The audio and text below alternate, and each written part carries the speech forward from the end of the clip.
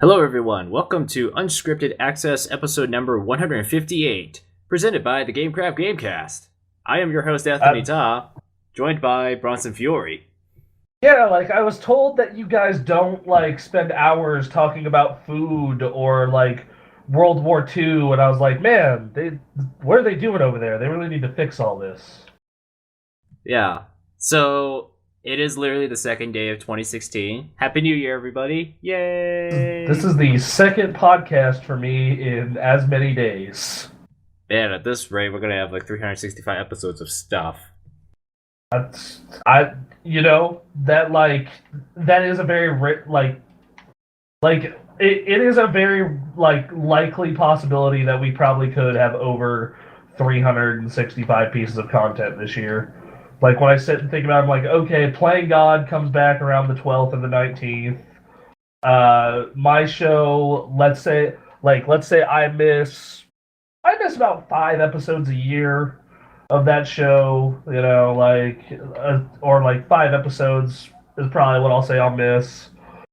Let's say we miss about 4 Gamecasts, 4 Unscripteds. There's a very good possibility we could end up with 365 pieces of video / audio. We probably could. I just need to sit down and sorry. I just need to sit down and just do a count, which would take some time because I gotta make sure I'm counting right and not counting things wrong.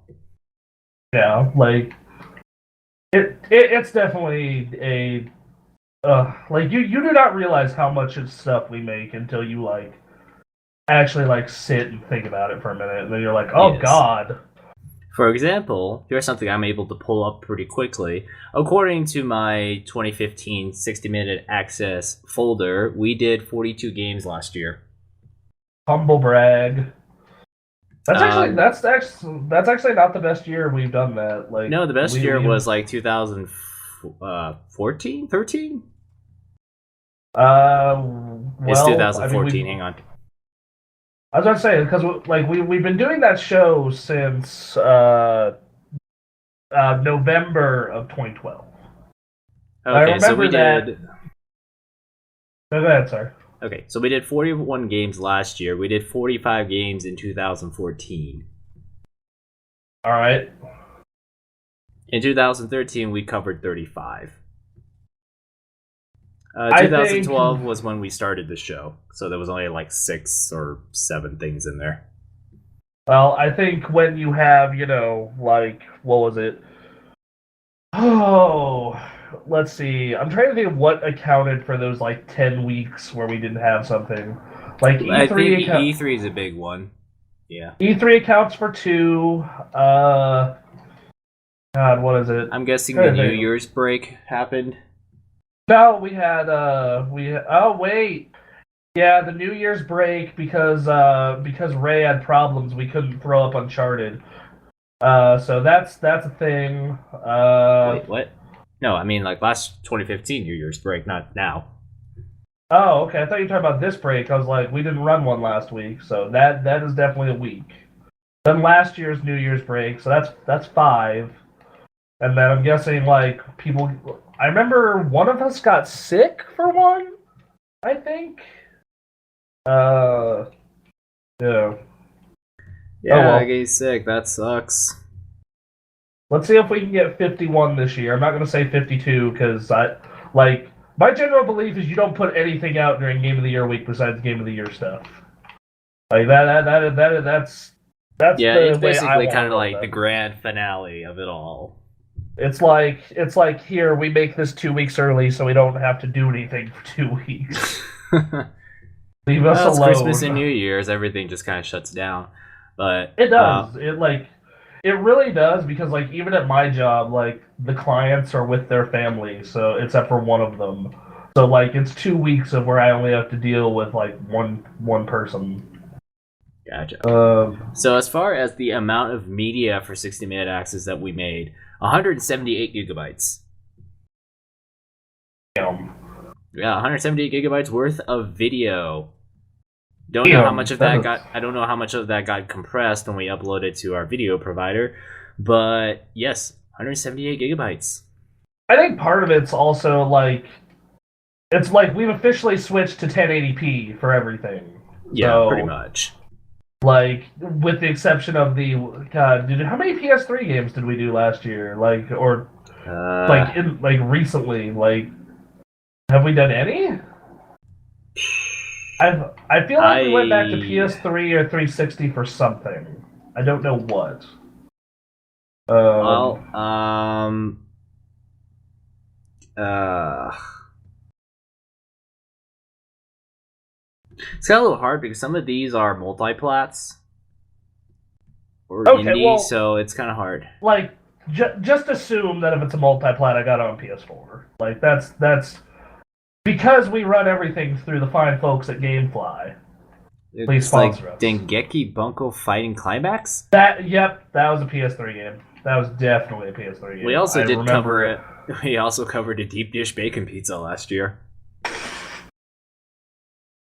Fun trivia stuff. It's really weird when you dig into the back history and you're like, oh wait, we did do that.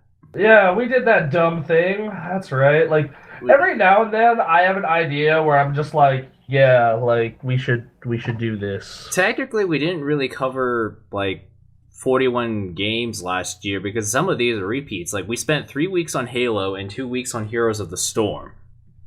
One was the beta and one was the official. We should cover Heroes of the Storm as much as we can. That is. It's already been featured a lot on the stream, so there you go. It's already there. Yeah, we also did Smash. We also did Smash a second time back in July when we're gonna be doing we're gonna be doing Smash actually a third time once all the DLC's out. Best game we forgot last year because we're idiots. Towerfall Ascension. Yeah, we're gonna have a lot of those for next year. Like next year, when we get to that award, it's gonna be like because there's there's Axiom Verge, which we didn't talk about at all. We barely talked about a lot of games. Oh god, just 2015 was a busy year for us. I think that like. We have some things that we need to work on as every year, but we had a pretty good year overall. Like, as a whole. I am hoping for a better 2016. A better year for 2016. Yeah, same. Like, there's a lot of stuff that we can take care of, and thankfully, some of those things have been taken care of last month, so hopefully this month we'll be off to a better start. I will say there's a certain mini series that I want to do that I've been talking about for like a year now, and I'm like I'm really hoping to get that started in February. Like that would be the goal for me anyway. Yeah. Granted, we record it once a month, and it's just 4 hours of us sitting in a room hitting each other's guts. Yeah, pretty much. Yeah. Well, this 2016 hopefully will be exciting. We probably will kick off a show or two. You never know, but it's a new year, so new plans, trying to figure out how to get things done better, and lots of things. Yeah. Like, Ray and I have looked into certain equipment, certain stuff for streaming. I know, there's just generally a lot of stuff. Yeah, it's like we're maybe shift people around. I'm thinking about like starting streaming also. I'm just gonna do what all the Twitch people audiences have done, which is I'm just gonna stream until someone comes up with a good nickname for me because apparently that's how Senpai and Shiitake happened. So we'll see how that goes. So that's actually funny that you say that because Ray and I actually kind of want to stream less so we can do more Let's Plays. Oh yeah, that's totally fine. So, I'm thinking about like I said, there's going to be some adjustments that we're going to try and implement and try and get even more stuff done, and at the same time I would like to start streaming, but I was like, okay, so I need to make some room in order for me to stream because, I'm like, kind of like busy here, busy here. Let's see if we can like adjust things so that way certain people can stream. Maybe we can get some people, maybe we can work out certain schedules better. There's some things we can definitely think of. Yeah, to get more things going. Yeah, it doesn't help that like we like what we like when it comes to a lot of the staff, like, half our staff is in school. Like half our staff is in school, which means like we've had to like figure out how to work around that. And that could be like it's not bad that they're in school, but it can be a pain in the ass for us sometimes. Because it's like, fuck, we need this thing done and it's it's gonna have to wait, or we want to work on a project. But like I said, we've done some things to mitigate all that fun stuff. Oh yeah, for sure. Yeah, like I will say that like 2 E3s have taught me some things, and I have some ideas for E3. Like one of them is I am going to be suited up for my interviews. Looking classy. No, we should all suit up. I agree with this. We should all suit up, all pitch into a giant money fund so we can rent a nice car so when we show up, we look like an executive. We look like a team of executives. I'm gonna have to get my suit tailored. Like, that's the problem. Like, I wore my suit and it's baggy. I need a new style because apparently what I have is probably a bit outdated at this point in terms of style. I was gonna say we all just get all black suits with red ties. Just look like we are here to take over the fucking place. Looks like we're here. Yeah, no, we look like important gaming executives. Yeah, that all just happen to work from the same company. We just stand by one of the gaming booths and look like we're security. Yeah, I mean, the security there looks exactly like that. So I mean, yeah, except they're much bigger dudes. Yeah. They like hire Nick's tall. giants. Like Nick's tall, but we're talking about dudes that are tall and can punch you really hard if they have to. Yeah, like it's not the same. Not the same. Yeah, but with suits we can look like executives, and they're just like, hey, what are you guys? Like, who are you guys? And it's like, we're from the Gamer Asses. What? You haven't heard of us? I mean, like, look at us. We're executives of the Gamer Asses. Yep. You haven't heard of us? Just hand them our business card and he's like, here's our business card. Yeah, so I'm also thinking, like, speaking of E3, like, I've always had this idea, but the problem with like internet issues has basically made it impossible still, and that is all gathering us together where the end of every day we sit down and we do a live show instead of just the podcast. We will do this on Twitch, and people ask us questions about what we've seen, and we answer. Like, I always thought about doing a live show on camera. That's the same people. Reason that, like, I agree with that, and I actually kind of want to do that for the press conferences if anyone is actually willing to like stay at the hotel with me and talk over the boring parts of a press conference. Like, because here's the thing. I got no value from going to the Microsoft press conference in person. Like every bit of that I could have enjoyed from the hotel room without having to wake up 2 hours early. The Microsoft press conference is kind of corporate in a sense, right? I mean, like, Phil Spencer is awesome. Like, if anything, I think out of all the head guys of like the gaming divisions, I would say like Phil Spencer is probably one of my favorites.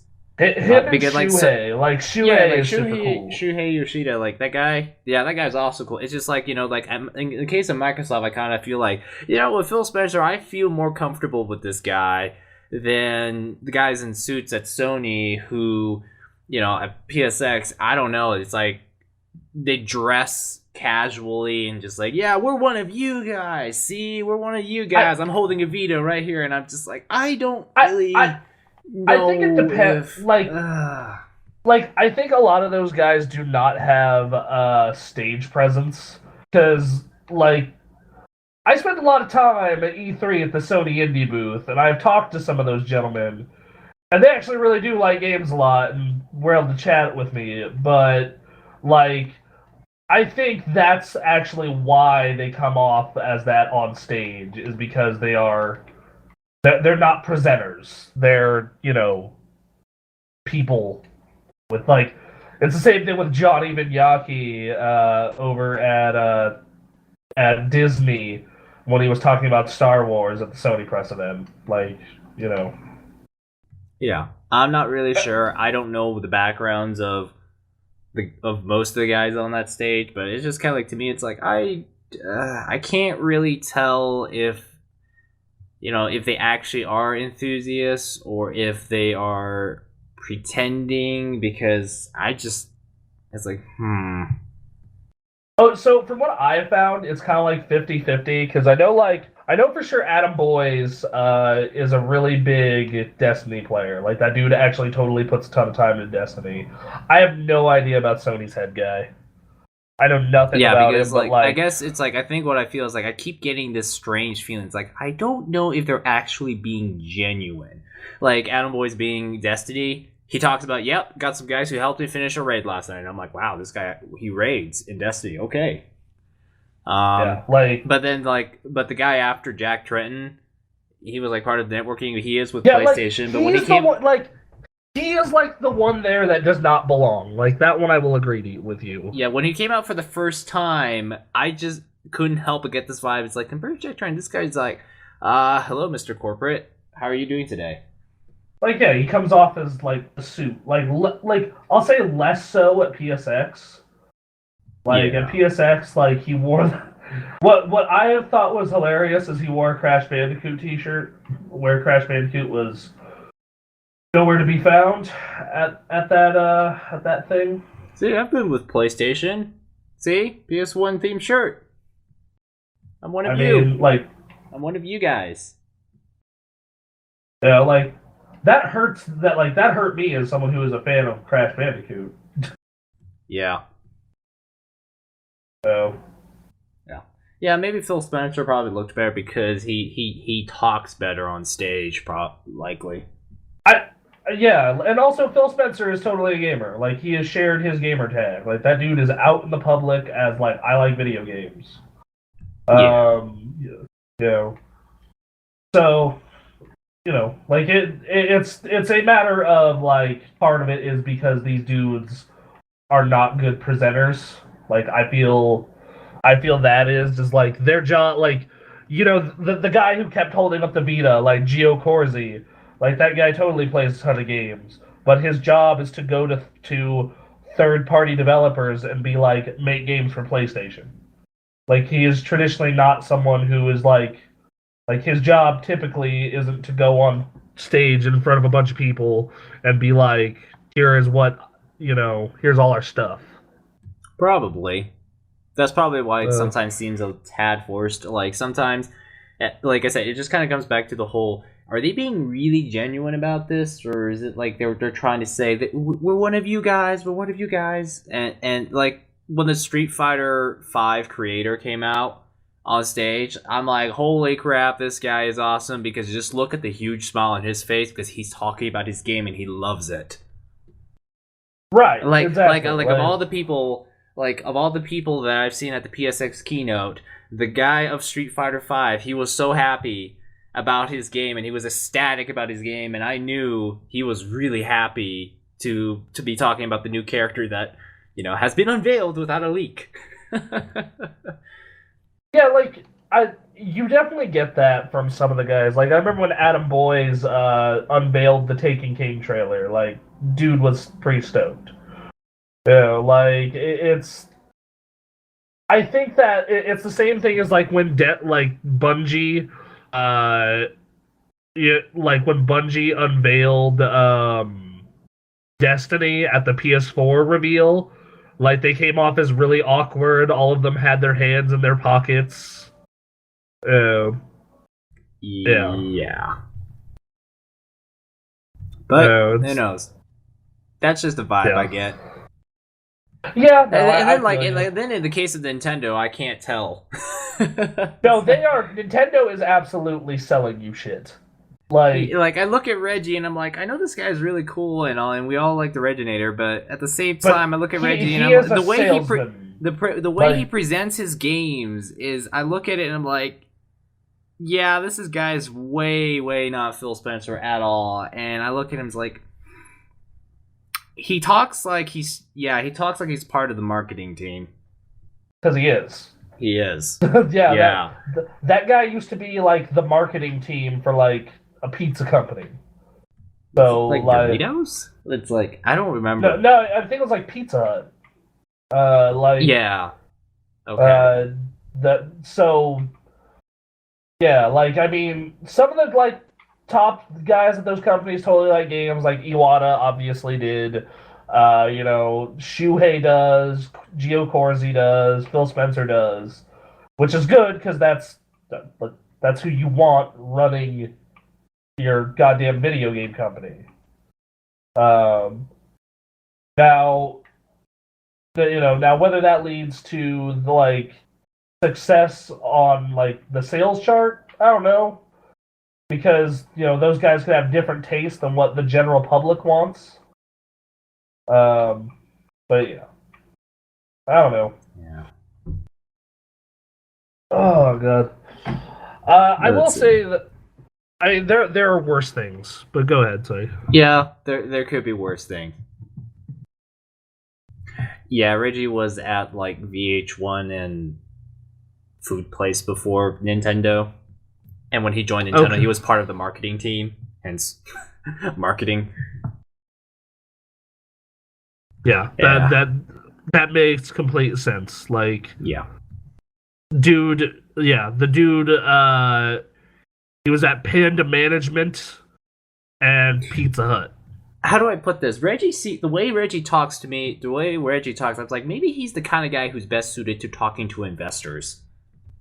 He told the way like Reggie is an intimidating motherfucker. Like, he is a big man. He like is very stern. Like, he seems like a guy I could hang out with, but at the same time, like, he also seems like he is like just totally not interested in games for the most part.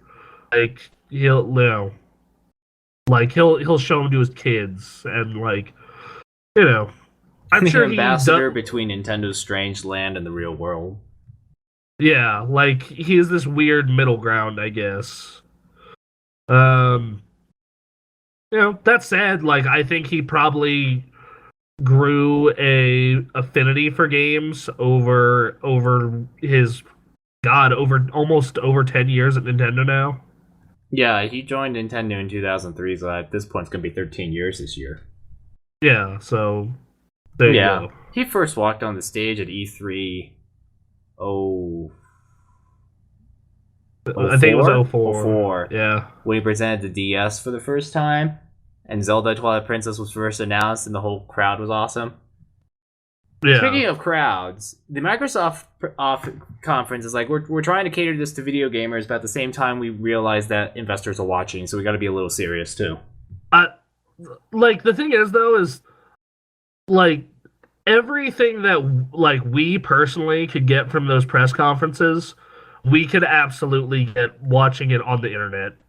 The problem is that in the PlayStation one, it's a party. They feed us. They feed you, but it's not only that. But do you really think you can still feel that intense sensation when every single person around you erupts in cheers when Final Fantasy VII Remake gets put up on the board, like on the screen? Like, I'm just like, you don't really get that. I mean, like, you're excited at home, but you're not like sitting in a crowd where the entire place is erupting. Like, I agree with that, but like, us doing our job, like, there's no part of that. In fact, we could probably we could do a stream of our reactions and archive it by the time we'd be able to get back to the hotel and throw the video up of our reactions. Yeah, job-wise, it's going to be like, we could totally just sit there and watch and just be like, ooh. Yeah, that's something I've learned, because it's like, if I watched with the exception of the crowd cheering around me, and the fact that I was sitting about maybe 10 feet away from the stage, I probably would have felt mostly the same if I watched that keynote at a desk. Yeah. Instead of, poking around out, waiting to enter the keynote from outside. Yeah, and there's some cool things about going to those keynotes. Like, we sat next to the Naughty Dog guys, and, remember the year before that, we saw Tim Schafer on the way in, stuff like that. It's stuff like that, but I almost think the better content for the website would be like, hey, there are 8 of us, let's say all 8 people go. I think that half of our people should stay at the hotel and do a live stream of us talking over it. I'm all for that. Like I said, I'm like, one of the things I always thought about was us doing like a live show on camera, but the issue, of course, is the internet. Yeah, hotel internet just sucks. That's just how it is. And hotel internet just sucks, and you can use your phone's 4G Wi-Fi hotspot, but that could cost huge amounts of money, or there could be a data cap on it. So in my case, my phone, I get 10 gigs a month, and I get rollover from month to month. So what I could do, for the day the press conferences are going on my phone, go and what I could do is on my phone, the month of May, barely use any data, and then we would have 20 gigs to work with.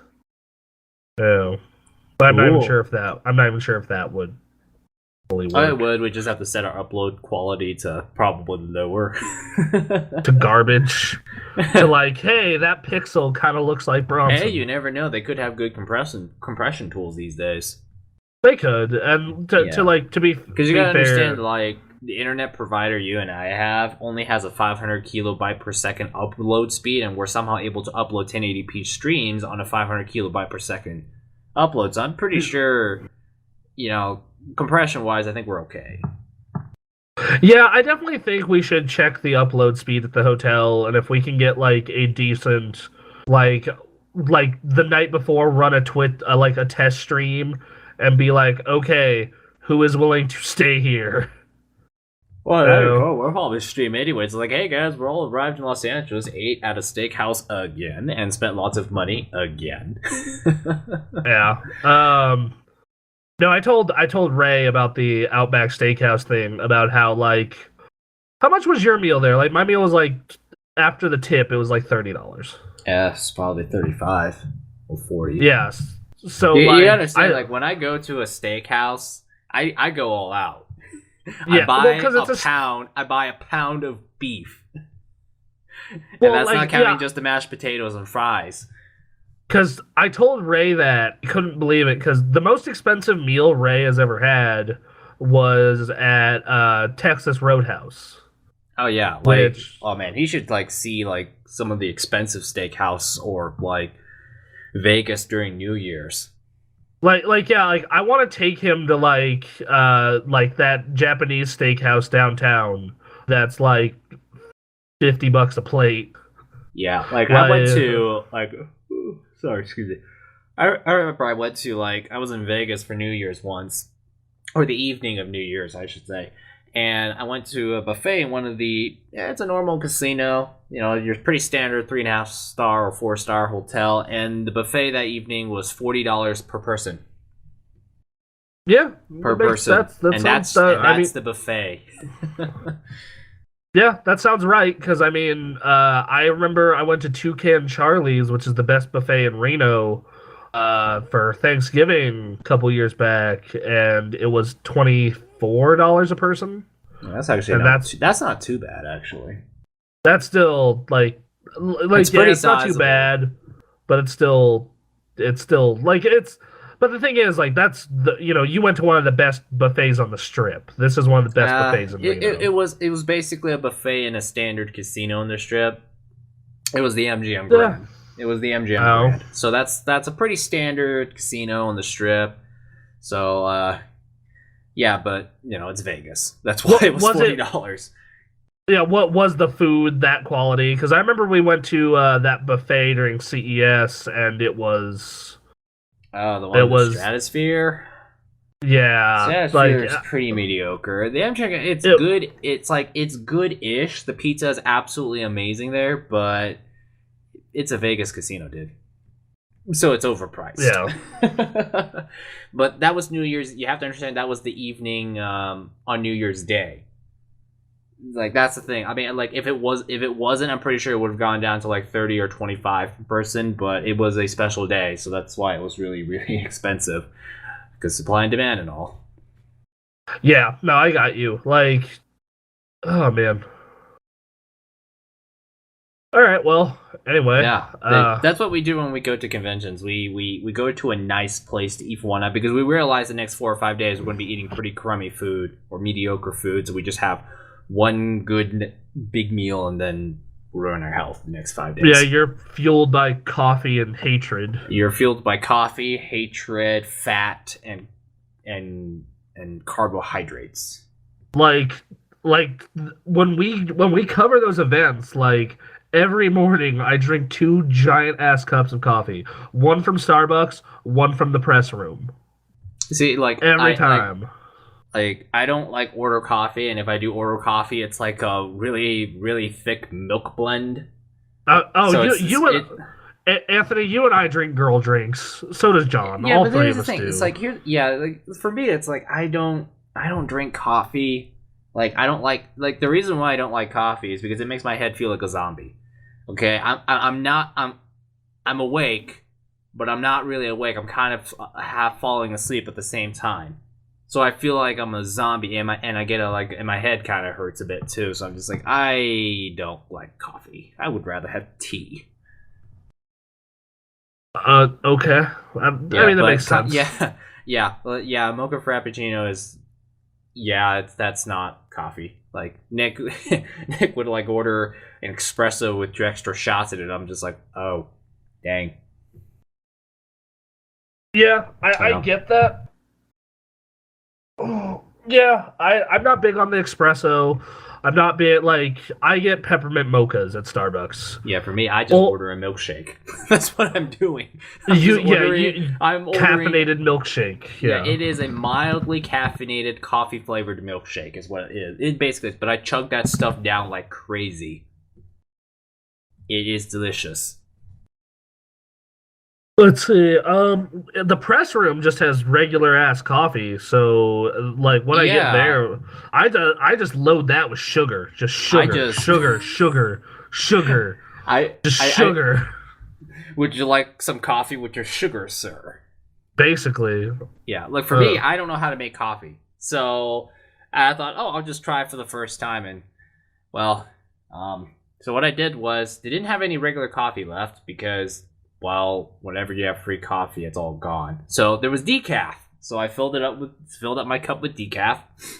And then I made the mistake of putting cream and low-fat milk in at the same time. So naturally, it came out really disgusting. I do not know how to make coffee, guys. This is what you do. You take whatever flavor of creamer is best and just keep pouring it in until it no longer tastes like coffee. Yeah, but dang, that's enough sugar. That's enough sugar to kill you, man. Yeah. Oh, I'm aware. I'm well aware. That's why I don't do it that often. Yeah. Yeah. So. But yeah. But can you believe that's only going to be like 5 months away at this point? E3.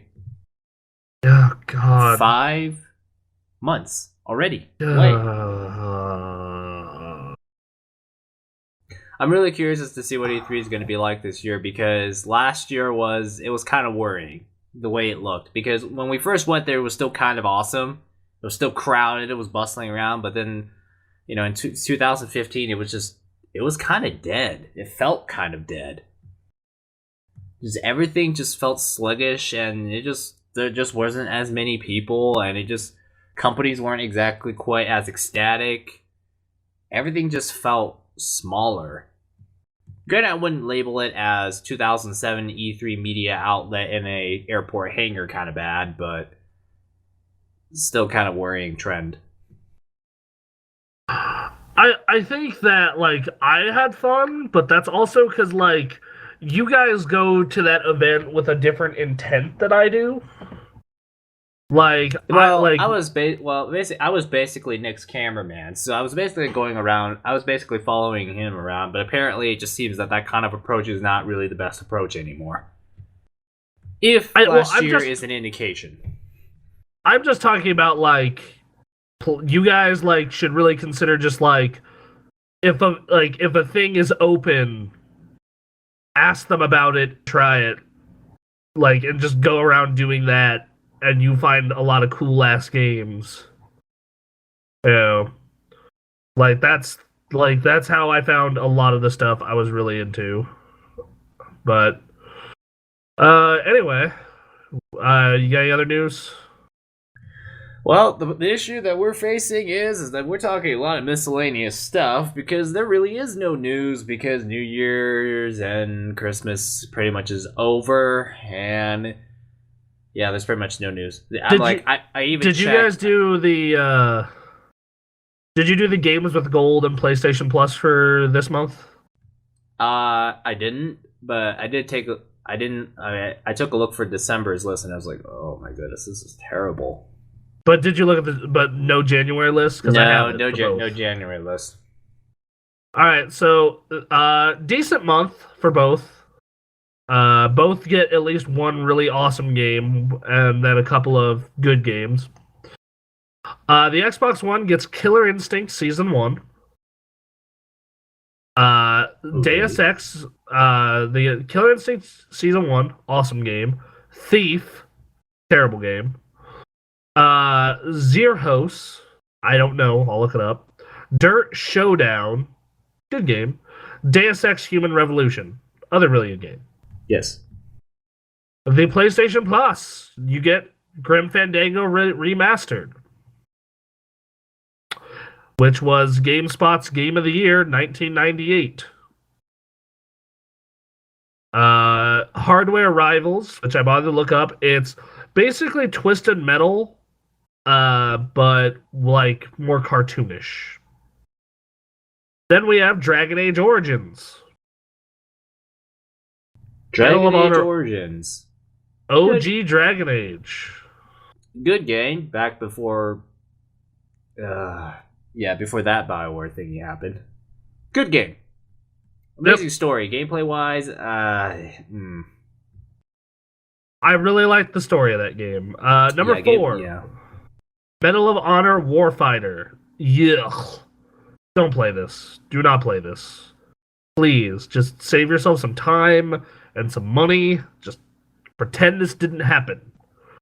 Legends of War Patents Campaign.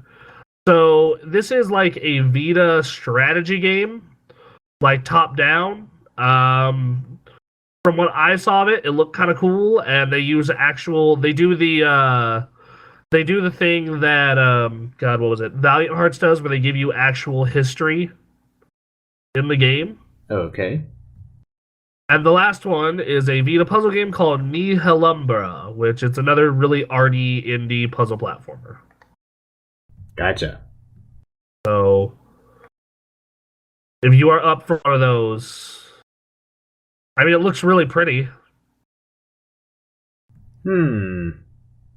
Yeah, that's something I'm gonna have to think about. So, I don't know. Like, I think that's pretty good. A pretty good month for both of them. I'd say yes. Considering December was just SSX is a pretty good game, but not that good. It's not SSX tricky. Yeah, and then like on the Xbox front, I already own Killer Instinct, but if you don't own that game, that's awesome.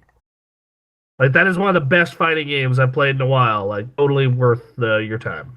Cool. And then on the PlayStation front, Anthony, I highly recommend you check out Grim Fandango. But I need to do Psychonauts first. Then I can think about Grim Fandango. I mean, I could like download it so it's officially in my PS Plus library for good. Yeah, like do that and like just start it. Like yeah. You know. Did you start Psychonauts? No, I have to get through Undertale first. Ah, damn. Well, you started Undertale. We can talk about that. We can a little bit because it's how long's that game been out now? The game came out in September. Yeah, we can't talk about everything yet, but I haven't seen much. It's only like 45 minutes in, so all I've really seen is tutorial and I haven't finished Sans yet. So, have you gotten to his brother Papyrus yet? Oh yeah, sure. Those two are hilarious. Like, yeah, here's an electric orb. One of my favorite moments from that entire damn game was actually from that part, or from those two, and it's the fact that okay, so his name is Sans, and he's a comedian, Comic Sans. Yep. And what font does his text use? Comic Sans. Comic Sans. But God damn it. I was just like, this is the dumbest thing ever. But it's good. It's the good kind of dumb. Yeah, no, that like, oh my god, there's so much stuff I want to talk about later in that game that I've absolutely adored. I know that recently I also started playing The Witcher. Yes, I actually, you made it to Novigrad and met Triss Marigold. Yeah, I did. Apparently, I did. It took me a really long while for me to understand any backstory between Triss and Geralt because I did not play The Witcher 2. Yeah, I just knew they had history and it probably involved love, but I didn't know much beyond that for a while. So, like, one of my things playing The Witcher is like, one moment I'm really enjoying the game, having a good time with it, and then the next moment I'm like, I hate this. Why? And it just feels very uneven, I guess is the term I would use. That said, like, I'm liking it. I'm not loving it, but I'm liking it. It's beautiful, well acted. It has some neat ideas. It made me consider reading the novels because the Witcher game franchise is actually based off a series of Polish novels. Yes. Yeah. So, I don't know. That game was alright. Like, it's cool. I realize it's very much not for me, but it does do, like, it avoids certain things I dislike about the genre, so I'm more inclined to play it than I am other Western RPGs. Because, like, after 2 hours of Fallout 4, I was like, I'm done here. Gotcha. I'm the most done.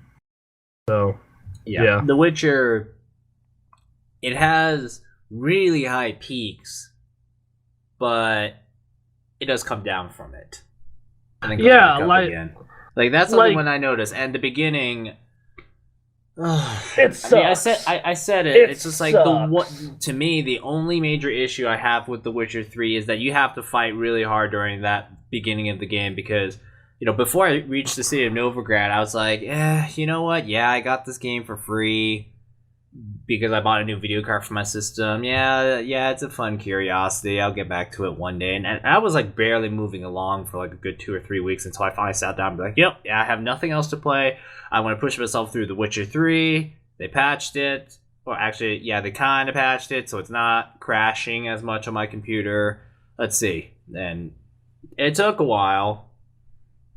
And Yeah, like the city of Novigrad is when it starts to roll. I mean, it's still slow, and you're still going to the same issue of do you know where Siri is? No, I don't. But if you do this thing for me, I can transfer you to another person who may know where Siri is. Do you know where Siri is? It feels like being on the phone with like that's basically it. Tech support. Yeah, it's like being on the phone with tech support trying to fix the problem of where the hell is. I mean, like once you find like when you do find like the later parts of finding Siri is awesome. It's been 6 months now, so I can actually go a little bit further. And when you do find her, yeah, that's when it gets like really, really, really good. But goddamn, that's like halfway through the story or something. Which it's a it's a 30-hour game. It is, and that's before you get to the side quests. Like that's the other thing too. It's like those have been so hit or miss for me. Like some of them I've really enjoyed and got a good laugh out of, and then some of them I'm like, why? Yeah, I've thought about the beginning of the game, and I thought about the side quests, and I'm like, the beginning of the game is sluggish enough that the side quests are telling more interesting stories than the main story itself, and that is a problem. Yeah, we didn't really get to have this conversation too much during the actual Game of the Year awards due to time constraints, but like we had the whole like. As someone who was on the Bloodborne side of that argument between those two, for the number 2 spot, as it would turn out to be, yeah, we thought we were fighting for number 1. We thought, and then I lit a stick of dynamite. Yeah, like I found Bloodborne engaging from the start, and. Like, Bloodborne's, like, those two games are on very opposite ends of the spectrum as far as, like, their problems and their, like, what they're good at. Yeah, it's a really tough comparison because, like it's really tough when you, like, debate between the two because it just kind of goes back to that whole thing of, like, what do you prefer? Do you prefer a game with tight mechanics and good controls and skill and thinking, or do you prefer a game that fills your imagination, like a world like fills your imagination and is beautiful doing so? It's like rare, like at rare times they both cross, and you get something like Mass Effect 2, and it's absolutely brilliant. But like whenever you have two games like that, it makes it difficult. I think what Bloodborne does, though, like Bloodborne does fill your imagination, and it has that story stuff. It's just you have to, really like you have to read item text and do side quests and like really sit and piece the events together yourself. Like it doesn't have a standard narrative the way The Witcher does. Well, I shouldn't say it doesn't have one because it does, but it has a standard narrative, but that's not where you're getting all the depth and a lot of the really awesome stuff. Like, one of the best stories in Bloodborne is Eileen the Crow. And, like, if you don't, like, do the things to get that side quest, then, you're not going to see that. And that's a bummer, because it's awesome. And then, like, mechanically, Bloodborne is such a fun game mechanically. Like the way it works, the fact that just like there's so many different play styles. Like Ray and I booted up the game after the Game of the Year awards, and we were sitting down with it, and we were sitting down with it, and him and I had very different play styles when we went through the game. I made a speed character. Like my character had high stamina and can hit you a whole bunch and stagger you, but doesn't do a whole lot of damage. His was the opposite. And we ran into 2 bosses during this time. The boss he died to like 6 times, I killed without even a sweat. Like it wasn't even an issue. Did it first try. The boss that he had trouble with, or that boss that I had trouble with, it took me 3 tries to beat. He beat first try, no problem. Because he built his character around power. Like big, slow movements that hit hard. Um, yeah, like that game just, oh god, Bloodborne's very satisfying. It's a very satisfying game with very good mechanics, um, and like from what I've played of Undertale so far, it has both. Surprisingly, Undertale is actually not even that like sophisticated of a game because I noticed that it was made using Game Maker. yeah. Now, in Game Maker, you can write some code, you can write scripts with it, but Game Maker it's basically kind of more like a drag drop kind of game design where you could say, you know, this keyboard key will do this, or if character reaches this point, flip image to this animation or whatever. It's more of like a drag drop instead of, you know, what game design probably looks like to some people, which is an artist does all the fancy flashy stuff that we all see in game development, whereas the programmers stare at lots of text on a screen that people cannot fathom. Like yeah, the Game Maker, like, I've made a game in Game Maker before. You can like make some pretty simple games in Game Maker, but it's like, wow, this guy's done a good job using those tools. Yeah, and he made a game that like has really great music and narrative, and like it does a lot of things right. Like I like the whole like bullet hell shooter thing in between the turn-based bits. Gotcha. You know? Like that was really cool. I guess like my only real issue with Undertale is I think it does start slow, like the first hour, like until you get to Toriel's house. Like once you're at Toriel's house, it's like it becomes awesome. When you start, it's like, oh, I met a person, and then you're just like puzzle after puzzle after puzzle, and I'm not really a puzzle kind of guy. Yeah, I say that. I play Zelda games, but that's because I play Zelda games with a guide. Yeah. But yeah, you're doing puzzle after puzzle, and I would like get stuck because I suck at puzzles. Like, I'm just terrible at puzzles. Like, just like my first time through any Zelda game, I would always pull up a guide because I don't know how to solve puzzles. I'm just not good at them. So the beginning of Undertale, when you're in the underground in all these pink rooms, I'm just like, what switch? Oh, there was a switch behind the pillar. That's what they meant by perspective. Oh, I'm an idiot. I felt like a total idiot after that.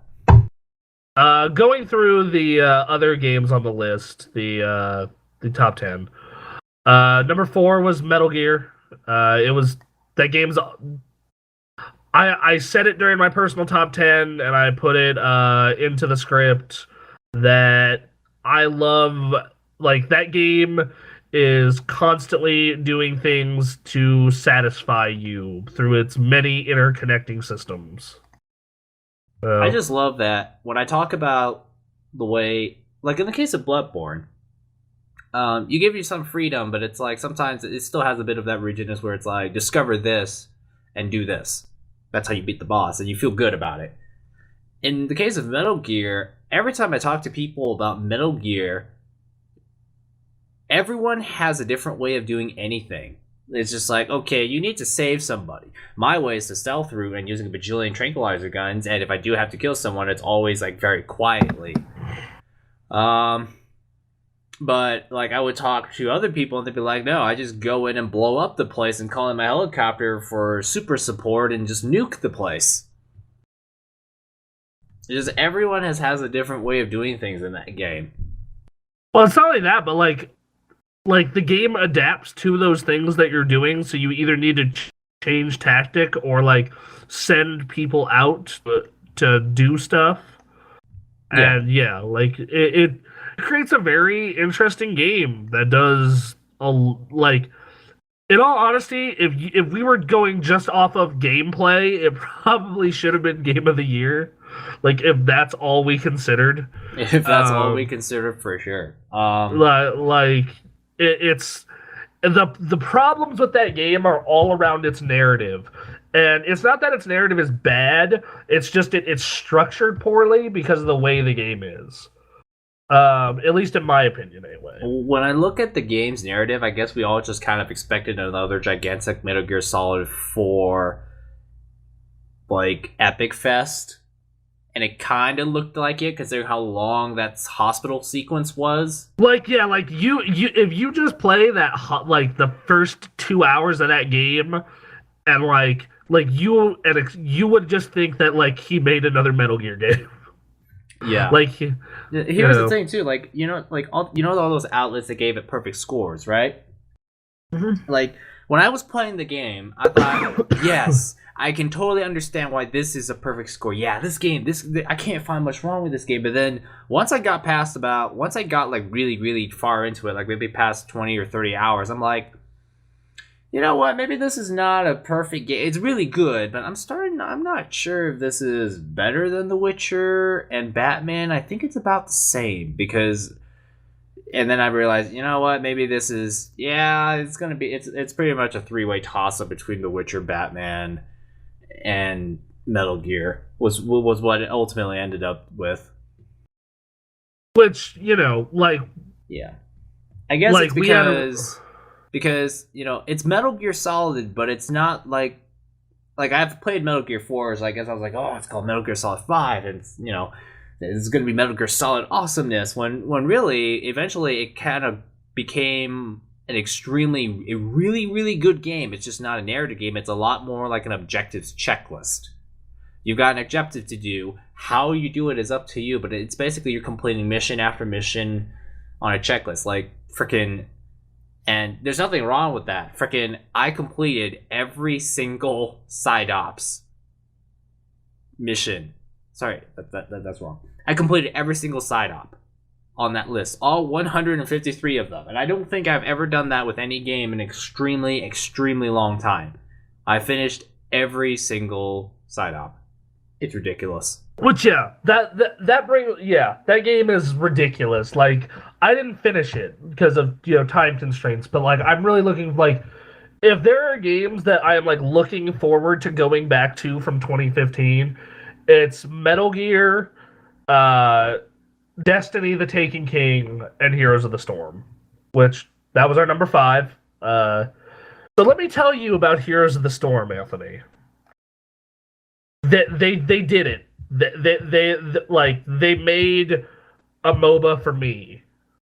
But they made a MOBA for like especially because I've been doing that MOBA soapbox, and I'm really starting to understand other MOBAs more, and even like them. Like, I'm really enjoying Dota and League, and I think they're good games.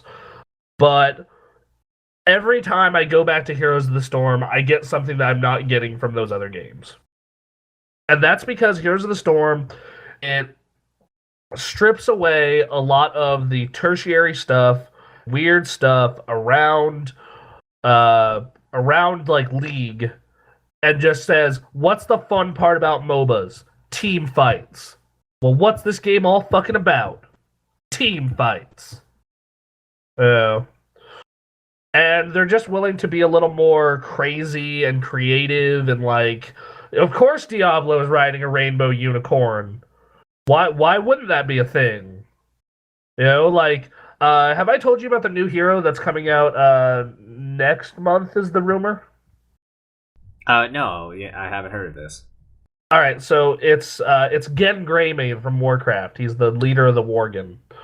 And he has 2 forms, a werewolf form and a human form. His human form, and they each have their own sets of abilities, and he switches between them at random during the battle.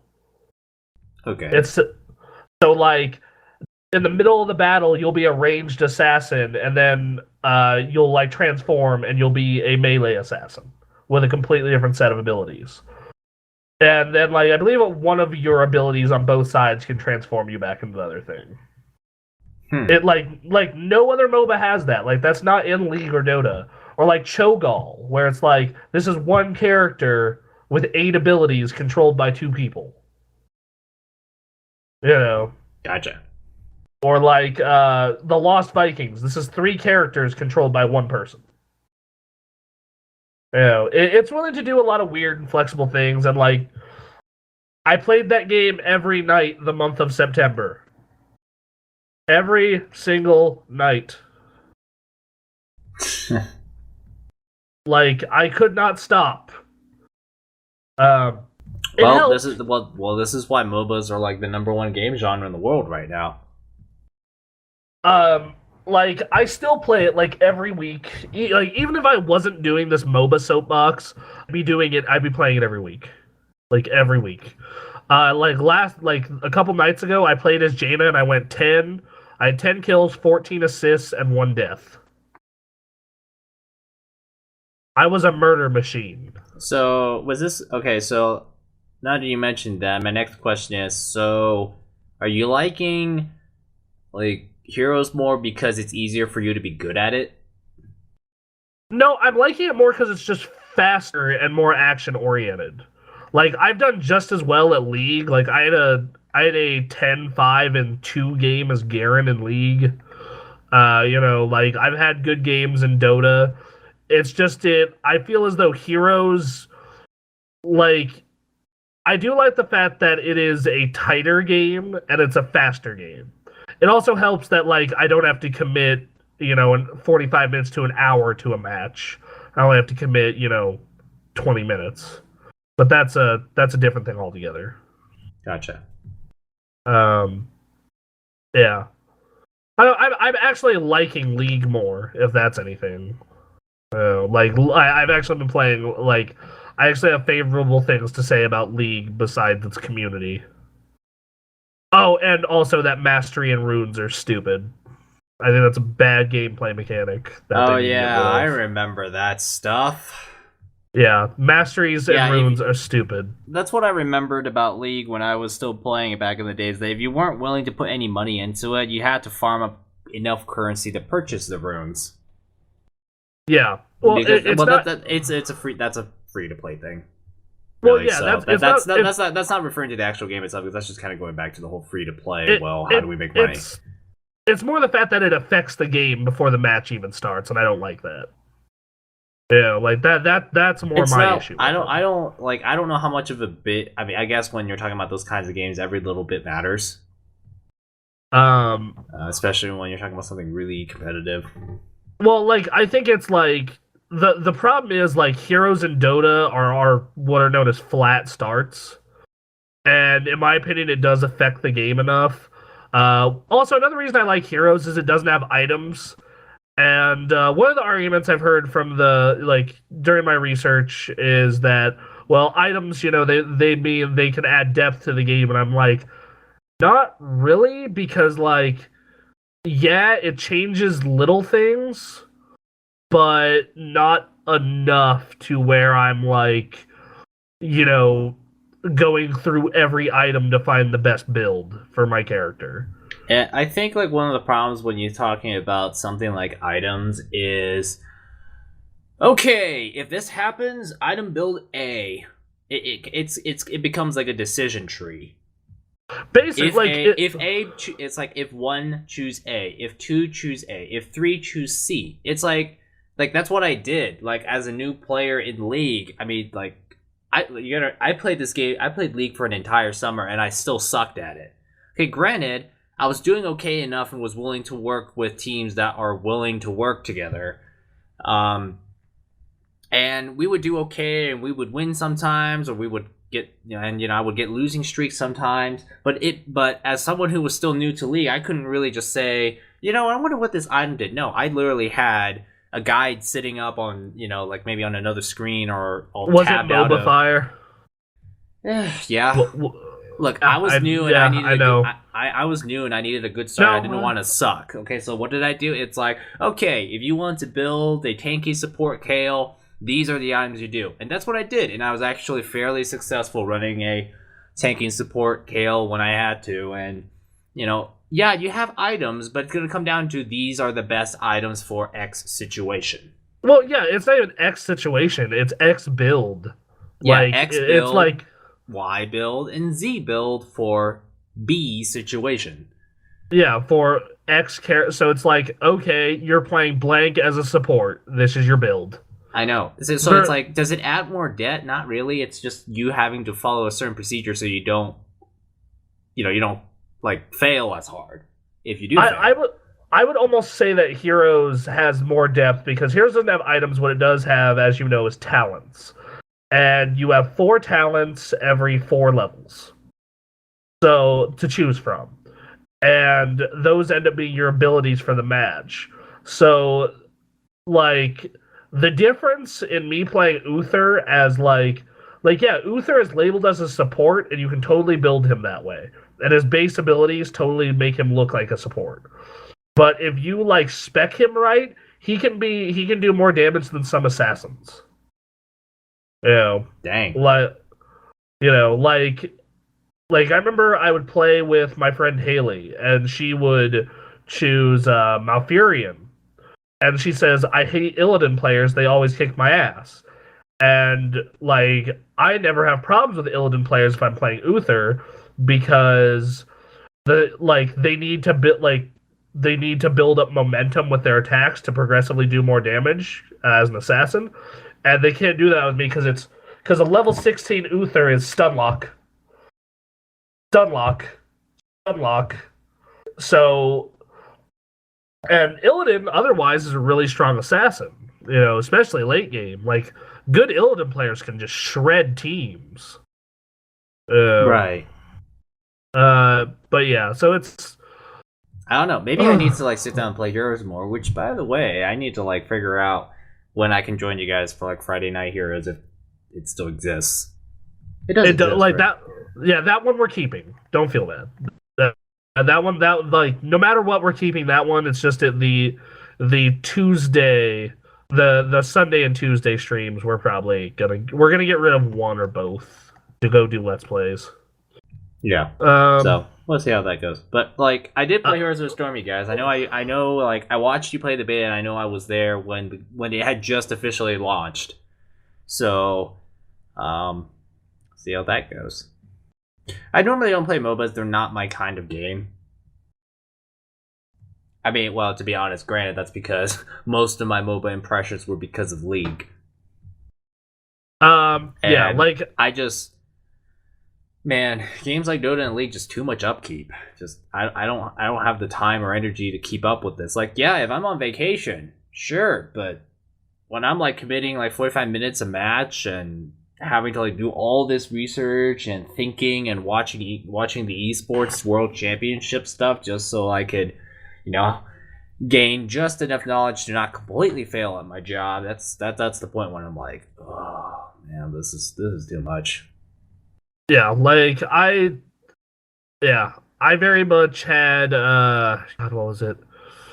I learned up until recently I wasn't learning I was learning everything about Heroes on my own by playing the game. Granted I had experience with Dota already, but still, it's one of those things where a lot of that game you can learn by actually playing it. Our number 6, God, what was our number 6? Batman. It's good. That game is incredible. It was my personal game of the year because I'm a huge Batman fan, and I had unbelievably good time with it. But yes. But yeah, the game, it's well rounded. It looks beautiful. It's a shame that shitty PC version thing had to happen. But yeah. I think the Batmobile is abused. Oh, there's way too much of it. Way too much. For me, it's I understand that you're introducing this new awesome gadget, and the Batmobile is hella awesome. It's just there were sections of it where it's why am I spending 20 minutes playing cat and mouse with these laser-seeking tanks? Because if I mess up just once, I've got to drive off, run around the block a few times to make sure they lose sight of me, and then try and sneak up behind them so I can shoot a missile into the exhaust port. Yeah, dear goodness, why am I doing this? Stuff like that really wore me out about it. And then the tunnel thing, well, once you figure out the magic trick, it's all good, but let's just say that having played a lot of racing games, I hate the handling of the Batmobile because sometimes when I have to swerve and dodge something, I actually crash into it, and then the excavator blows up the Batmobile. I'm like, well, that's great. Yeah, I can understand that. It's very arcadey with the way it controls. I mean, I'm okay. I'm not okay with arcadey, but it just feels like I don't feel like I'm maneuvering very well. I will say something that helped me is I went into the settings and changed the controls for the Batmobile. That is something you may want to consider. Yes. Number 7 is a game that is far too low on this list, and John sold it out. I'm mad, but that is the thing that I was mad about most during this whole proceeding. Mario Maker. Game's incredible. It's incredible. It's goddamn credible. That game is unbelievably polished. Like, the fact, like, everyone's like, oh, they just took the dev tools and threw it up to the public. No. Not everybody. No. I didn't say anything about it. No, not you. You were fine. Some people. Like, they just gave the dev tools to people. Like, no, dev tools are, like, even I don't even think good dev tools are this intuitive. This is something that, like, a child could use. And then there's the fact that they went and bothered to make assets for the old Mario games that he didn't have. Like, ghost houses were not in Mario 1 or 3. They have ghost houses now, and airships, and thwomps. Oh, god damn it. Now I just want to play that game. That game is... I think that game is also going to be a game that influences a lot of people. Because I think it's going to be like, it's teaching people about level design at a very young age. Because... the thing is that... Like, for me, the thing is, like... Yeah, you could say it teaches people, but if they don't sell enough, Minecraft's going to teach way more people than Mario ever could. And that sucks, because Minecraft doesn't teach you how to make, like, real video game levels. That super sucks. Like, that is what I would get out of that, is like, God, that super bums me out. Yeah. Because, like, because here's the thing, Mario is a language everyone understands. Like, you look at Mario and you understand how, like, so much of it works. You know, like the items in that game, it's like, you know what a turtle does. You know what happens when you jump on a turtle. That and just some of the absurd stuff I've seen people make. I'm gonna see how well that game sold. Like, I'm kind of curious.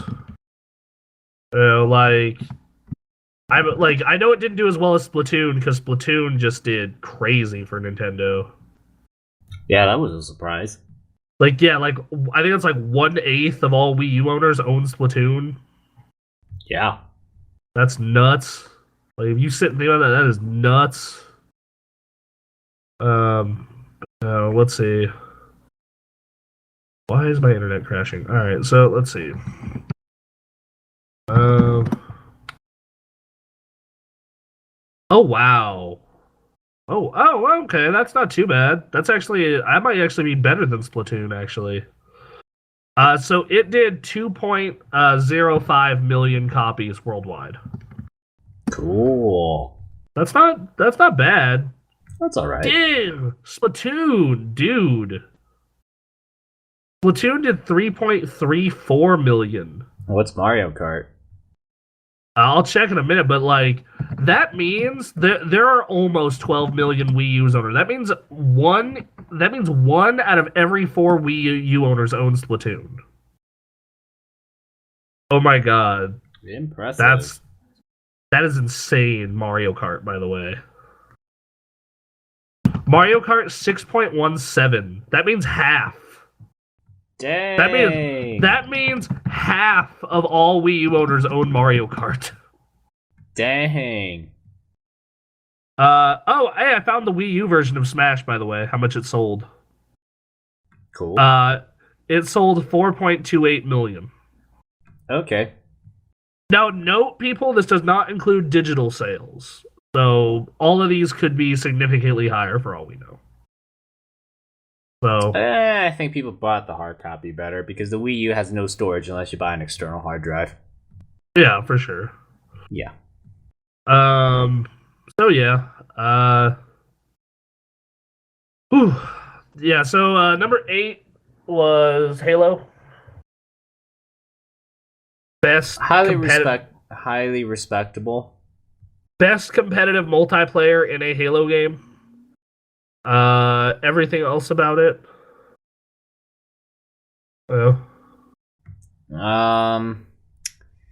Mixed for me. I think I like Reach better. I actually played the backwards compatible version of Reach, and it doesn't run that well. Like, the frame rate's really bad. Oh dear. I'm installing Mass Effect 1 on my Xbox One right now because I'm gonna try and see. It's like, I transfer over one save from my 360 into the cloud, so I'm installing it in, and I'm gonna be like, well, the frame rate in Mass Effect 1 is crummy to start with on the 360 anyway. So, do you have Mass Effect on the PC? No, I do not.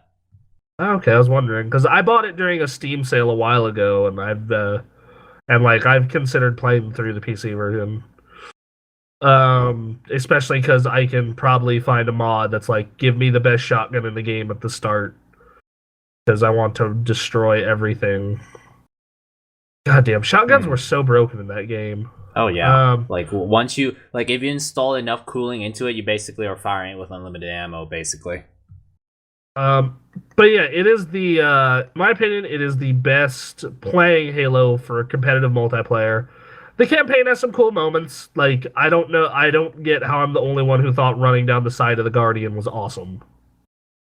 And to me, it was just it was kind of cool, but the whole Halo 5 experience to me just felt like a giant, typical Hollywood production was basically I put it. I mean, if you go and see all the big blockbuster Hollywood movies, really flashy, lots and lots of money spent into production values, but story-wise, pretty mediocre, but that's good enough. It's good enough. Story's good enough. It's all about the flashiness, and that's kind of how I felt about Halo 5, because it's they now got... Halo's not really just a bunch of games anymore. It's now in a gigantic brand. Cortana isn't just a character.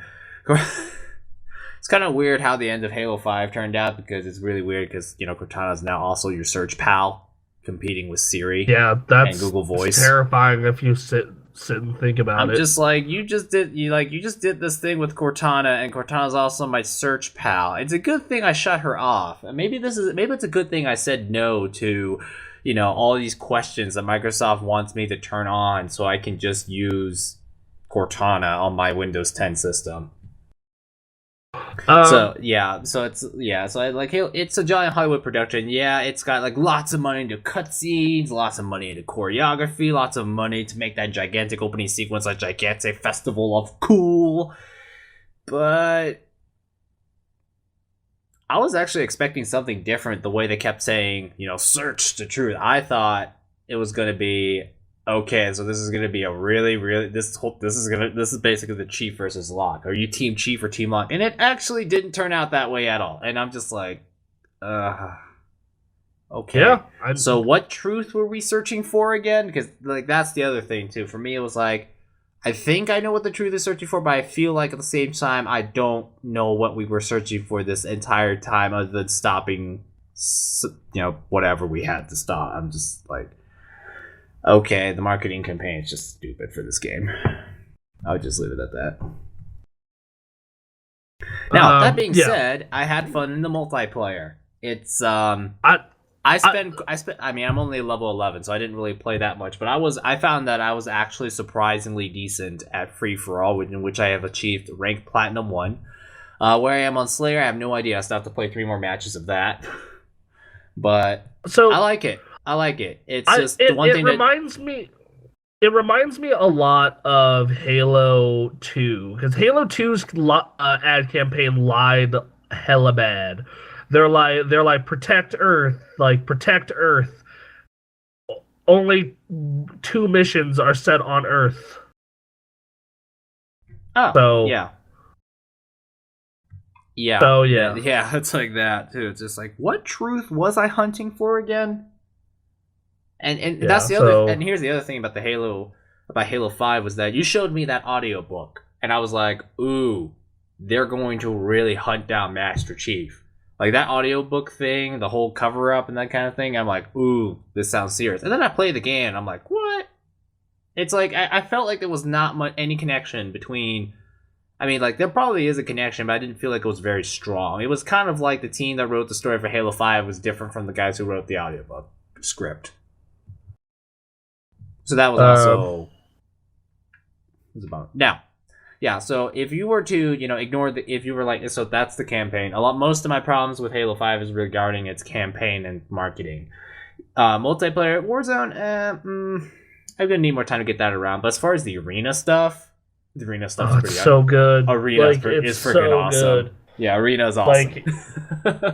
Like playing that game's arena mode is just pure crack. Like it's like I remember when like the servers went live for the press, just a ridiculous amount of time. Like I think it was like 19 hours in the course of 2 days. Like just So Monster Hunter will skip because we can't really talk about it. And then number 10. The one thing I do want to say about Monster Hunter is it's a game that you need a friend to teach you. I tried playing Monster Hunter on my own, and I tried learning it on my own, and I just didn't get it. So, because it's like I can't wrap my head around the fact that these big weapons are so big and clunky, and I don't know how you use them when the enemy's charging at you. So, yeah, someone needs to teach me. But, yeah. Okay, so number 10. 10, Rocket League. This game has sold 50,000 or 50 million copies between the PC and the PlayStation. Don't you mean $50 million worth of copies? Sorry, Jesus, yeah, 50. Because 50 million, I'm just like, holy shit, that's like more. That's almost as much as the 3DS. Well, I wouldn't be surprised because the PC version is also massively popular. It is. Well, but no, like in that video, it basically was. All you need to know about Rocket League is just this one clip. That's all you need to know as to why Rocket League is awesome. Because it's soccer. It has the most important things about soccer, and that is working with your team and scoring goals. When you score a goal, it's awesome. But instead of like you running around or you touching someone's arm and them crying on the ground, then you touch their arm and therefore it's bleeding.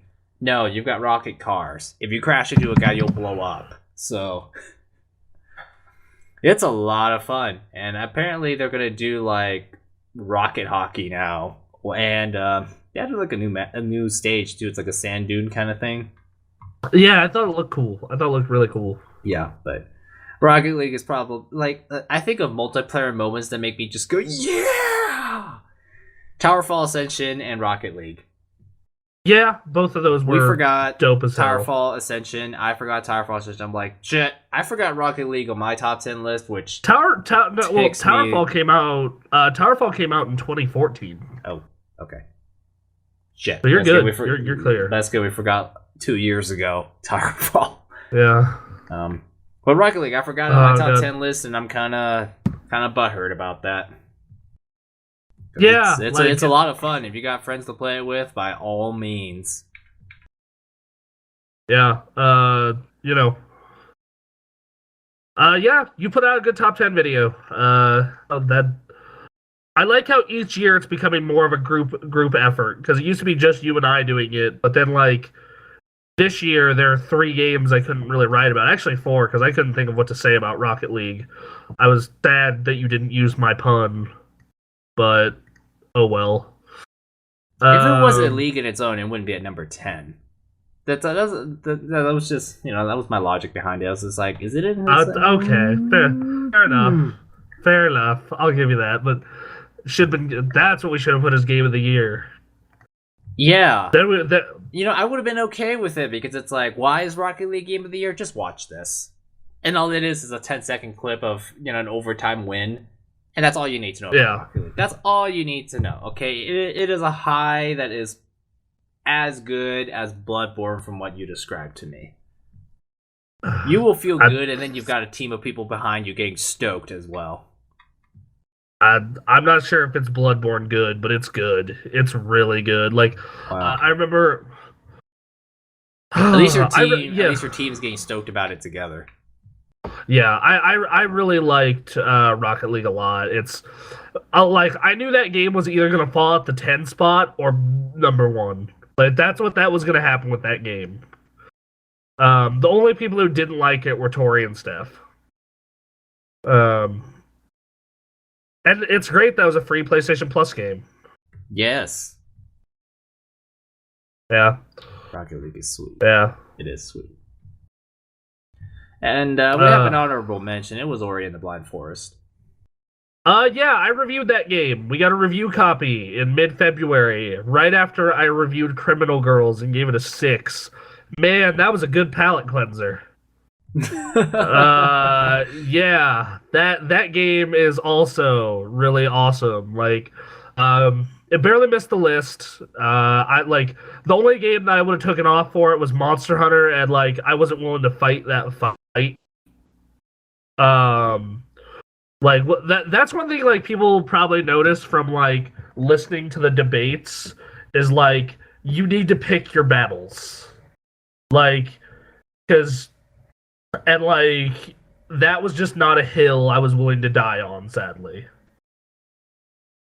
You know what I'm saying? Yeah.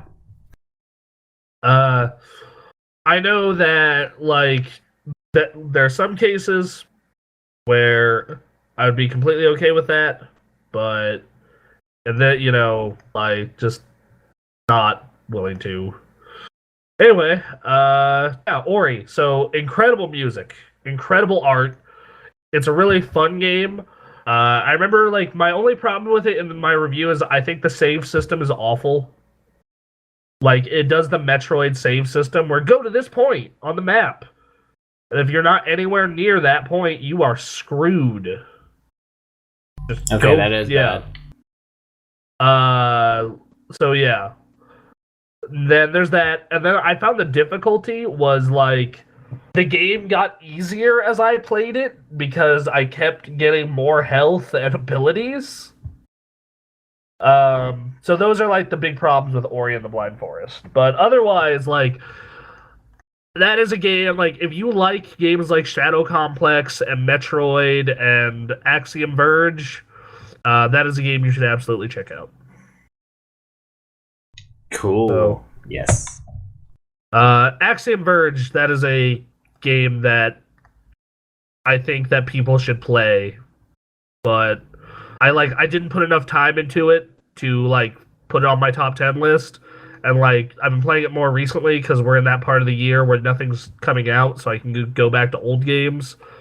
And like you like if you like Metroid, that game is awesome. Like the soundtrack's really great.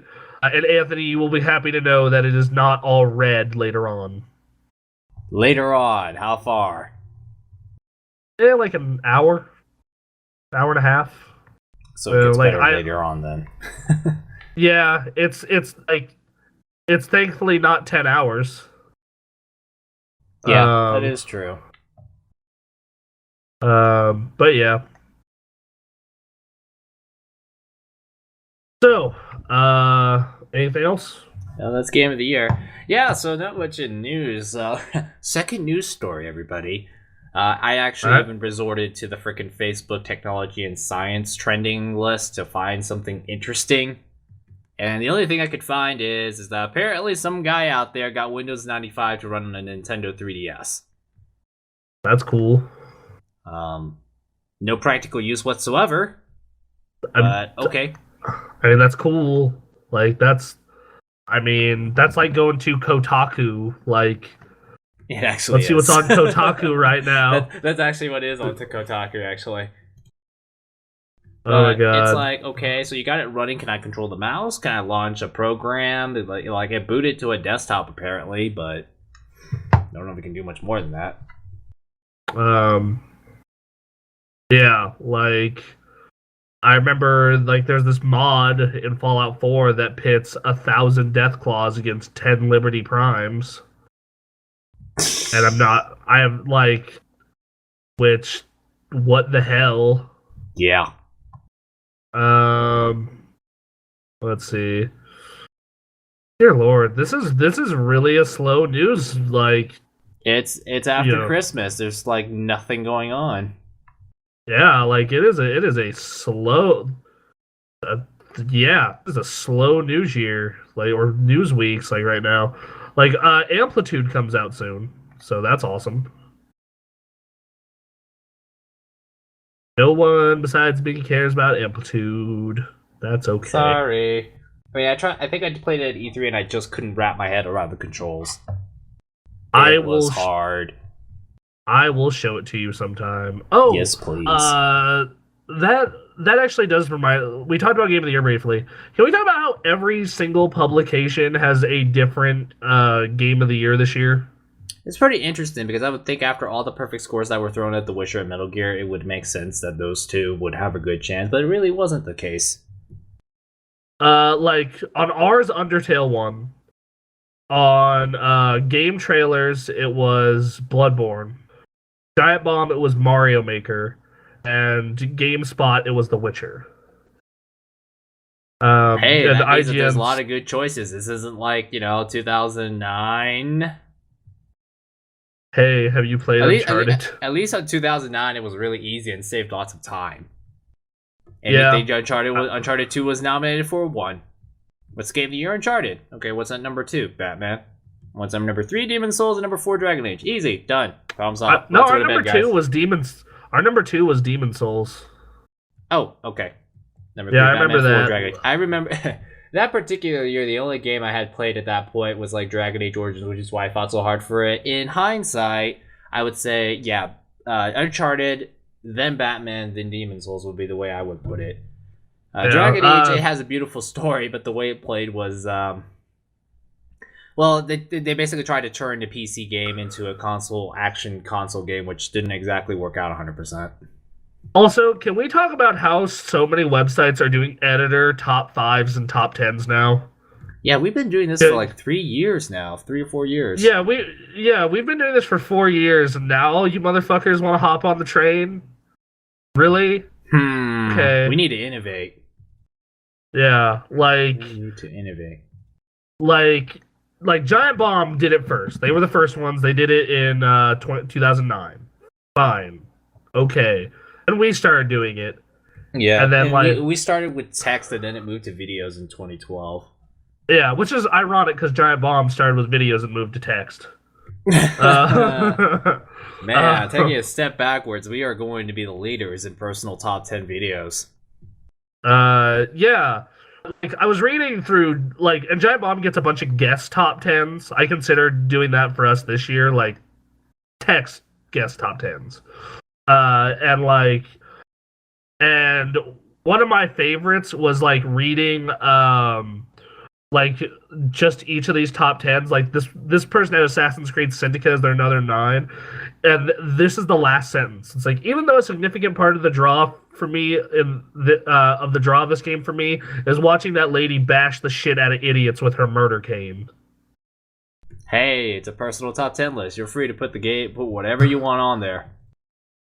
I know, yeah. Just like Patrick Klepek has a Mario Maker rivalry with Dan Reichert, and he put it as number 1 game of the year. And this is what he says. This is where Bloodborne is supposed to be. The only reason I'm not here is because of Dan Reichert. Dan might be a piece of human garbage that can't handle eating a sandwich that has mayo on it, but our rivalry was the most fun I've had with a game in 2015. Mario Maker has big issues. It can be too hard to find good levels, and Nintendo did screw that up at first before patching it. And then he continues to talk about how it ended up being the most fun he had just because of that rivalry.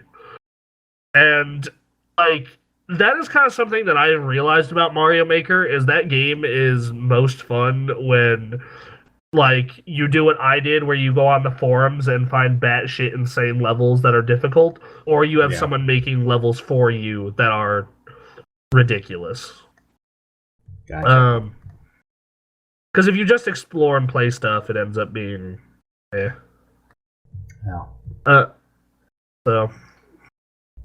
So people are posting debate stuff in top 10 videos now, huh? Mm-hmm. We're gonna find a new way to innovate. Oh god. Giant Bomb has moved backwards, Bronson. We got to be the forerunners of this. Yeah, no joke. We'll do both. We'll get a bunch of guest top tens in text and our videos. We'll see. Just boom. That's how we'll do it. Yeah. Or no, we'll fly everyone out to LA. So and then do it in person. Yes. That way like one of the biggest problems of this is like we need like 3 days of everyone in one place with the same schedule, all arguing. Yeah, imagine that's if what we we all in on. the same room. We would be like someone would be choked. He's unconscious, therefore he has no opinion. Oh god. Yeah. Okay. Right. So, are we ready to move to questions? Sure. All right. So, we actually have comments on Unscripted this time. Dear goodness. Dang. Yeah. People should comment more. We don't ever get comments over on the garbage dump, so I mean... Actually, you guys did. Did you check? We did? Really? Oh, fuck. We fucked up. But I'll actually read it out on the show since the senpai is here. So we're going to start with Unscripted first, since that's most important and related to the show. So the first comment is from Jeremy. So, everyone's impressions on the Star Wars movie. Okay, so Ray and I am pretty sure the only people on staff who have watched it. I think John might have also went to see it. We intend to do a spoiler cast of it soon, and that, like, without spoiling anything, that movie is dope. That movie is so good. Like they did Star Wars right. Like, it is my second favorite Star Wars now. So, yeah, that movie's sick. Cool. I haven't seen it yet. I'm going to see it this month. That's my plan. Because, well, let's just say it's just been difficult trying to find a time when I can go.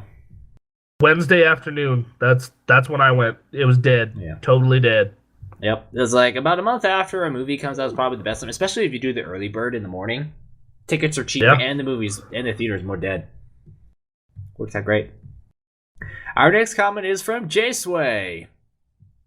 Hi, J-Sway. Okay, so what was everyone's favorite Christmas gift?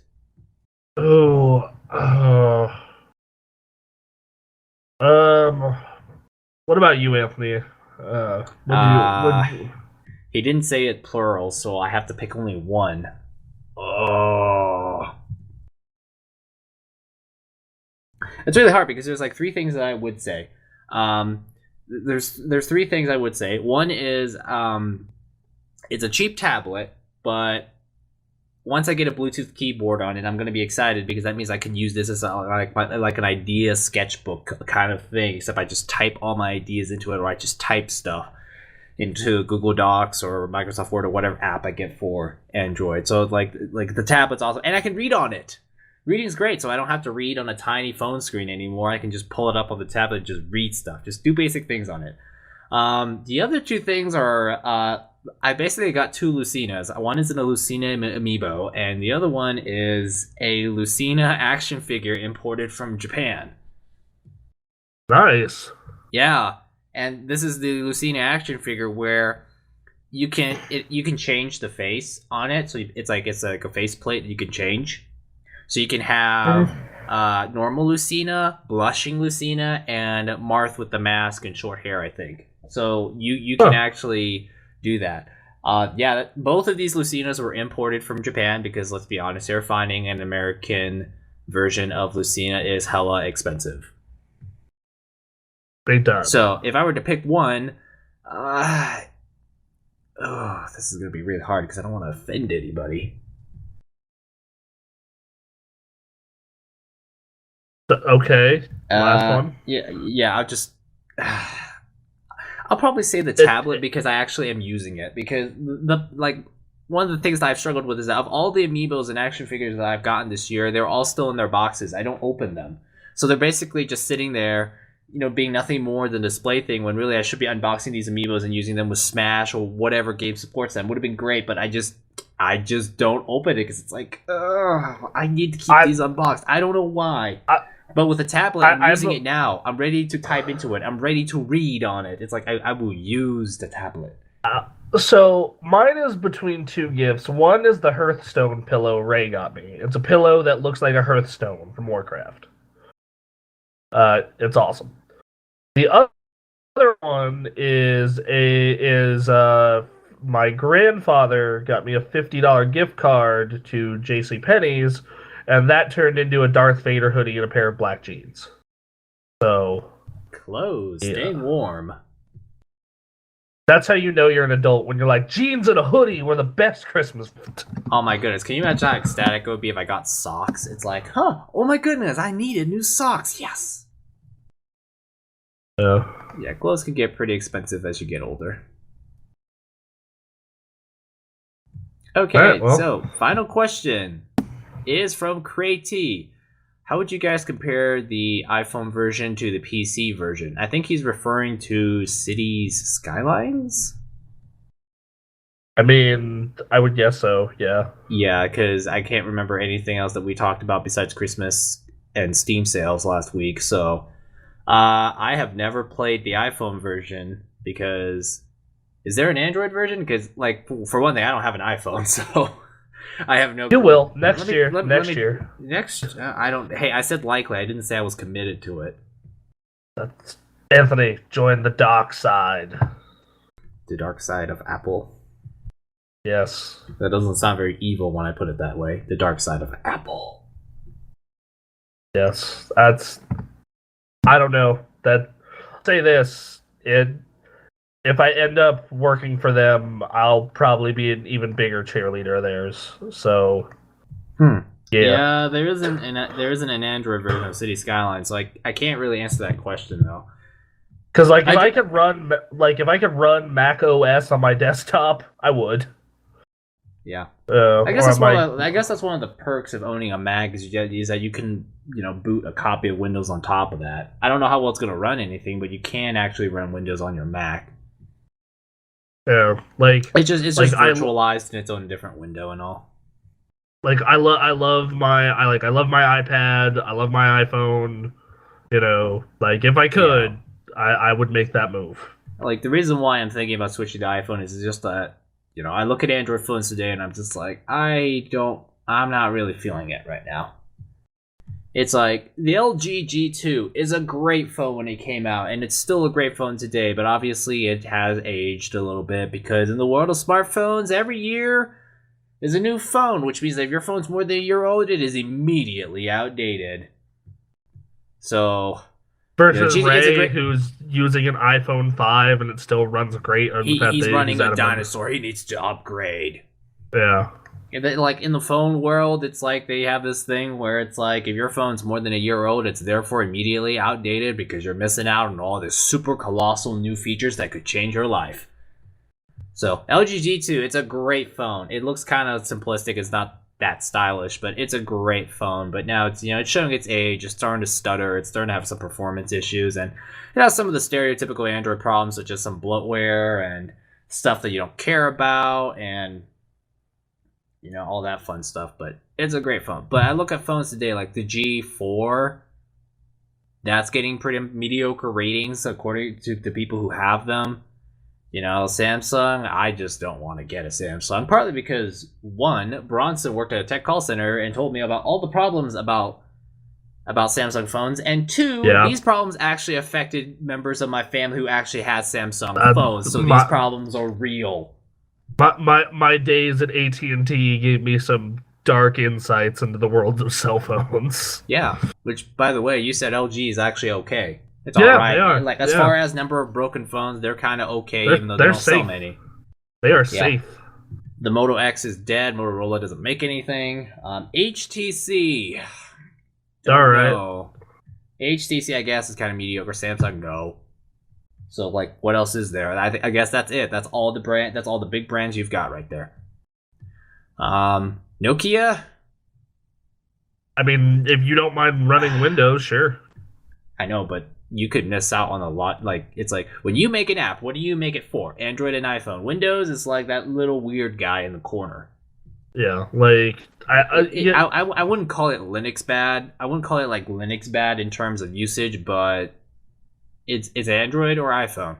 I'm really hoping you end up getting an iPhone, and a lot of that comes from the fact that like you are the last person on staff we're waiting on. Well, here's the thing. It's like if I miss out on all the group scheduling, well, that shouldn't be a big deal to you guys. It's just that's just a problem on my end. Yeah, I know, but like it's still just like yeah, like it's a thing that like it's still just like finally like we will all be on an iMessage now. So I can text you so I can text the group chat from my iPad and Nick can do it from his laptop. And just small things like that that would make our group chat even more ridiculous. Anthony, your business demands that you have an iPhone for business efficiency. I mean, yeah, it doesn't demand, but like, no, I know. It's just I'm joking around. Yeah, I'd say consider it. Like, heavily consider it. Yeah, like I said, it's like normally I won't consider iPhone because like when I got my LG G2, the closest iPhone equivalent, at least in terms of price, was the 5C, and I don't like the 5C. I really do not like the look of 5C. Yeah, I know it has like iPhone 5 internals. Yeah. And iPhone 5 internals in a cheaper case, but that's one of the things that bothered me. I just look at it and I'm like, you know what? No, I don't like this phone. It's going to become really obvious that, oh, look at that. The cheap iPhone. The non-legit iPhone. So, what are you thinking of next year? A 6? I'm just going to go 6S. Just go all out? I'm just going to go for a full 6S because, well, this is going to be my cell phone for the next 2 years, and I might be, I might not upgrade from it. I might just, just be like, oh, contract's up. Well, I'll just keep my 6S because it's still good. I mean, because, like, the reality of it is, like, I wouldn't have upgraded to a 6S if my phone didn't break. So, like... I'm thinking a 6S is like, all right, you know what? Apple, people keep telling me Apple is super amazing. I kind of think they're overrated. All right.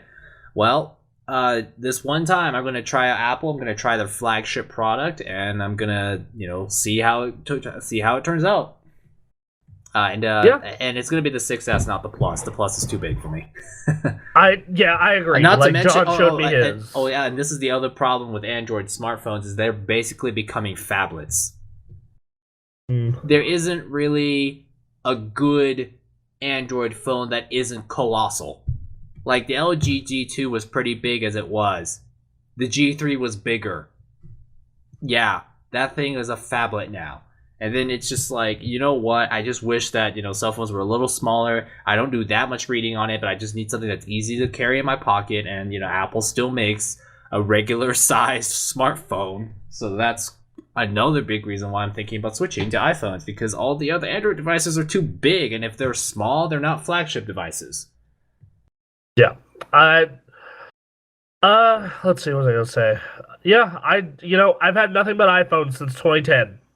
And I mean, I know iPhones are good. It's just, in the past, it was always a case of, like I'm kind of like a value-minded kind of guy, and Androids presented better value. Yeah, they're not as good, but compared to the price, yeah, okay. How much was that? The LG G2 with 2-year contract, from where I got it, was actually free in quotes. I mean, you still have to pay the sales tax on top of it. Yeah, that's how my phone was too. Yeah, so like 2-year contract, the phone is quote unquote free, but you still have to pay sales tax on that phone. But it was actually free, which is why I really jumped on board, because all Apple devices you still had to pay for.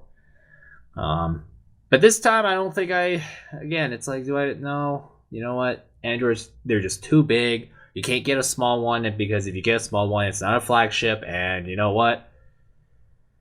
Getting a little tired of Android phones stuttering when they get a little old. Yeah, that's the other thing too. Like my LG G2 is still running great, but it's starting to stutter ever since Android 6.0 came out. It shows age. Like, you have to think that my mom is still on an iPhone 4S, and like that thing is finally starting to stutter. Like, and that, yeah, and Apple, when their phones stutter, they actually fix it. I remember when iOS 5 came out way back in like 2011 or something like that. Yeah. And I ran an iPod Touch. It stuttered and it had bad battery life, but then Apple fixed it eventually. Whereas with Android, and here's the other issue with Android, when Apple comes out with a new operating system, it is uniform. Every carrier will upgrade to it. It's the same across all carriers. Everyone gets it on the same day. End of story. With Android, everyone has their own slightly tweaked version of Android. If there's a security hole in Android, it's actually kind of up to whoever the company that sells your phone to fix it.